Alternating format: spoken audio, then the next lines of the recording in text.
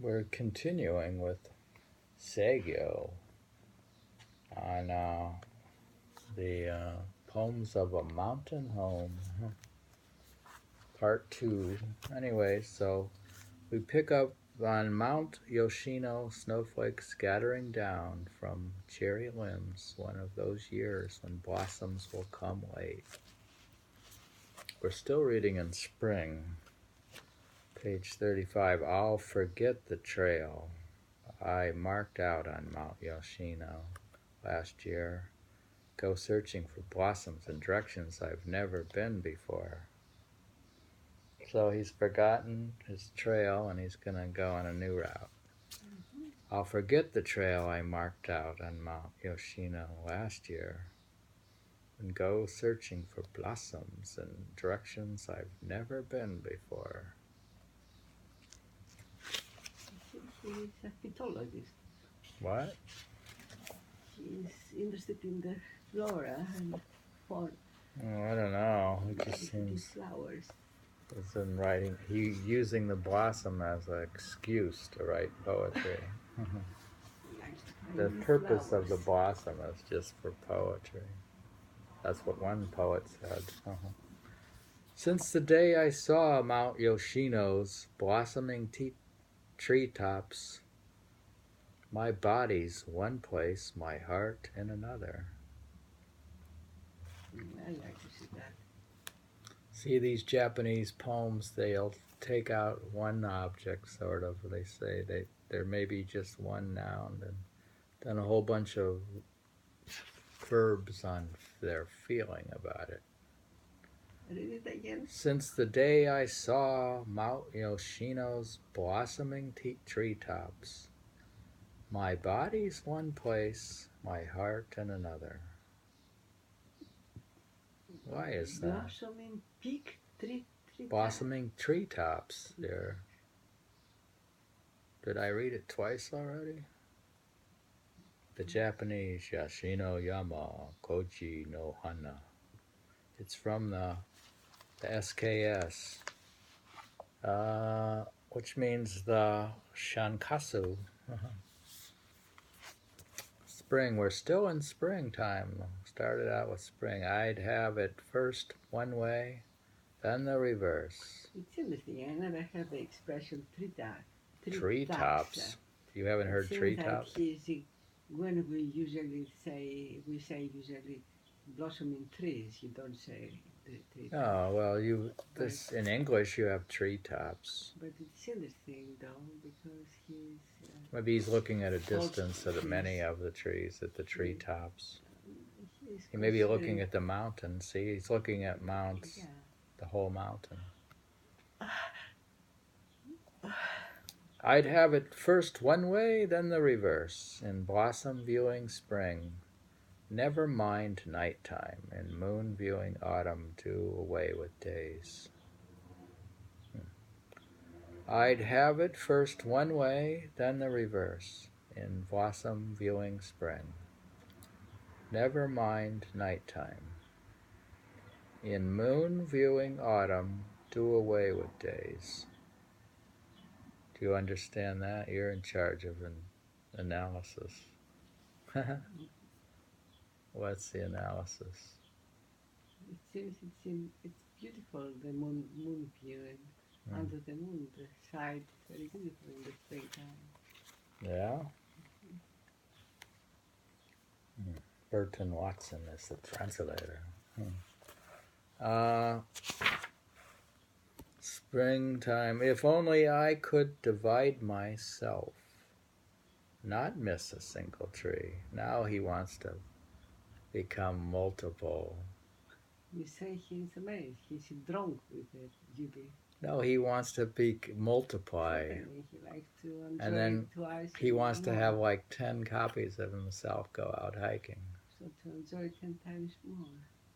I remember when I wanted to have 10 manifestations of myself.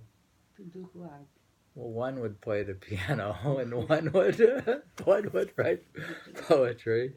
One sits in meditation. Forever.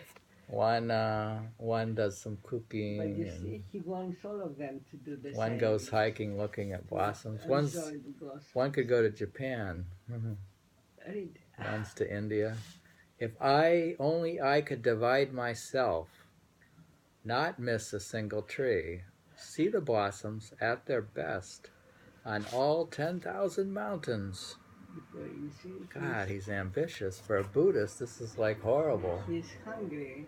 No wonder the priest wanted to split his head open. This is like no satisfaction. Like the If I was the priest, I would have definitely. No satisfaction. I would smack him in the head and tell him to meditate. Because you're jealous. Smack him one. You're jealous of how he thinks. All he does is wander around looking at blossoms. The conceit of dividing the body into countless selves derives from Buddhist scriptures in which the Buddhas are frequently depicted doing this.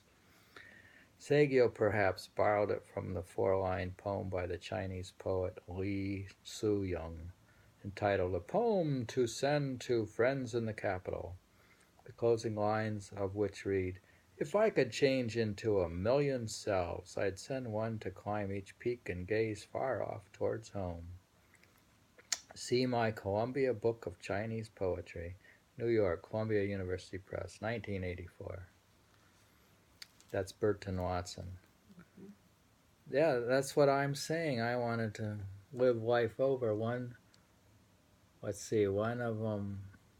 my selves went to Oxford to study Sanskrit. All right, that's enough. The other one went to music school. He doesn't say that he wants to do the city life and he wants to do the mountain life. He wants to dedicate completely on the flowers, on the trees. Oh, he just wants. Let me read it again.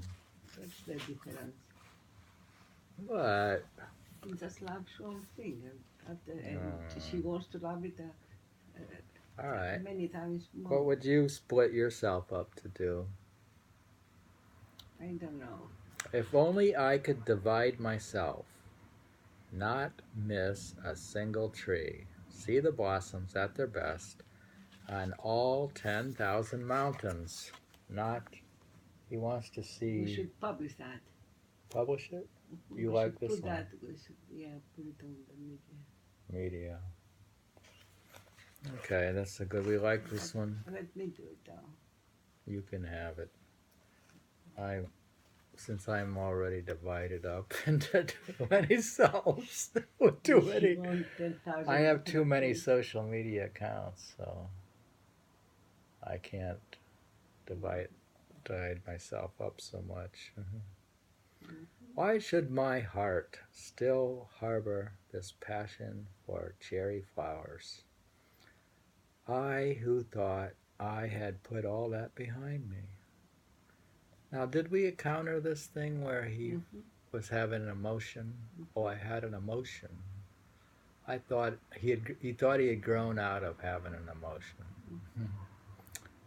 So this shows the difference in translations. Hana ni somu koyo no ikate. Why should my heart still harbor this passion for cherry flowers? I who thought I had put all that behind me. He's saying he thought he had advanced to a highly advanced Buddhist monk, so he shouldn't have any feelings about a simple cherry flower. Right? The priest is going to have to hit him. Not necessarily. All right. But why he put behind him, I don't know. Oh, why he did? Remember he left the capital. He may have had a failed love affair. He was in love with some court woman who he couldn't, inaccessible. He left. No, he said he left behind him the flowers. Why he's still in love with the flowers when the tree, cherry blossomed when he thought it was all behind. Well, why not? I mean, you're living in a hut in the woods. So, I mean, what are you going to do? You're going to not love the flowers. Why he decided to put it behind him? He's just surprised at his emotions. He shouldn't if he wants to divide himself into so many to be able to enjoy it so many more. He has strong feelings about beauty. Maybe that's why he's a famous poet. Let us die in spring under the blossoming trees. Now he's going to die. Let it be all around that full moon of Kasaragi month. Can't put that behind him. Kasaragi is the Japanese name for the second month of the lunar year. Shakyamuni Buddha is said to have died on the 15th day of the second month. Saigyo fulfilled the wish expressed in his poem in a striking manner by dying on the 16th day of the second month of 1190, a feat that greatly impressed the people of his time who were familiar with this poem. My goodness. Here he's saying, let me die in spring under the blossoming trees. Let it be around that full moon of Kasaragi month. Oh my God, he writes this poem and then he dies on that day. The same day he said the poem, or the same day? No, he wrote the poem. Later. He wrote the poem, and then it says here, Saigyo fulfilled the wish expressed in his poem in a striking manner by dying on the 16th day of the second month of 1190, a feat that greatly impressed the people of his time who were familiar with this poem. So that means he did die another year later on. Well, if the poem is published, the poem is published in the Poems of a Mountain Home, which I think is published before he died, and so he's published this poem. People were familiar with the poem, so the poem, people knew the poem already. And then it says Shakyamuni Buddha is said to have died on the 15th day of the second month. He died on the 16th day of the second month. So somehow he got his wish. Under the blossoming trees as well, which is springtime, under the trees, right after Buddha. No wonder people are impressed. That's impressive. He could have killed himself, huh? Maybe that. I don't know. I suppose some people can be alive and then they just let go and die when they want, maybe. In a relative range. I don't know. He was so overwhelmed with beauty, he just died. Imagine. He died of beauty. Right? Overwhelmed by beauty. He died of extreme beauty.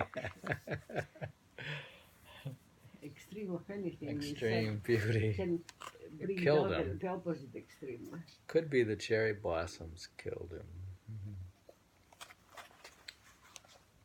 We got another poem from spring. To the dead, make offerings of cherry flowers. So I would say, if someone were to mourn me when I'm gone, he says, to the dead, make offerings of cherry flowers. So I would say, if someone were to mourn me when I'm gone. Otaki literally means a Buddha, but it is used in common parlance to refer to a deceased person, since according to Amar's belief, all who die in the faith will in time attain Buddhahood.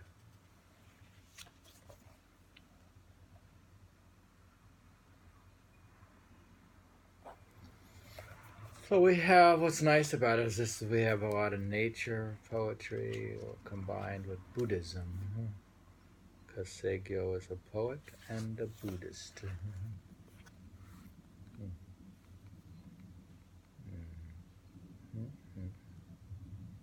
I don't know where all these 15 minutes go. It seems they go fast when we read Saigyo. Reading from Burton Watson version.